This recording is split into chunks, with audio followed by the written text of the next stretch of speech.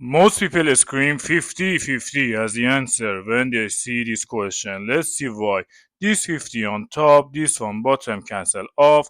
So the answer is gonna be 50 divided by 1. As you know, any number divided by 1 is gonna be itself. If your answer is 50, you are wrong. Why? According to the order of operations, multiplication and division share same level. So should we start with multiplication or division?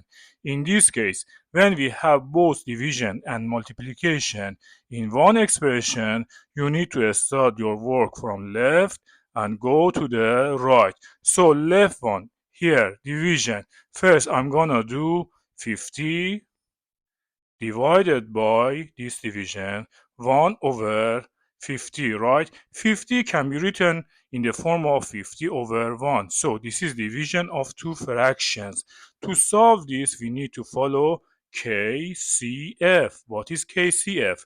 K stands for keep, C stands for change, and lastly, F stands for Philip. Now we are going to follow this KCF to solve this division of two fractions. Keep the first fraction. I write it here, 50 over 1.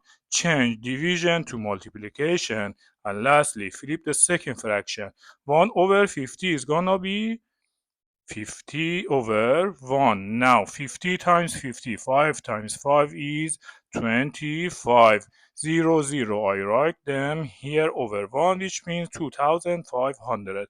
This is the answer of first part. Now this 2500 times 50, right? 5 times 5, 25. I write 2 here. 5 times 2, 12. 10 plus these two, 12. 1, 2, 3 zeros. 1, 2, 3 zeros. So your answer is gonna be 125,000.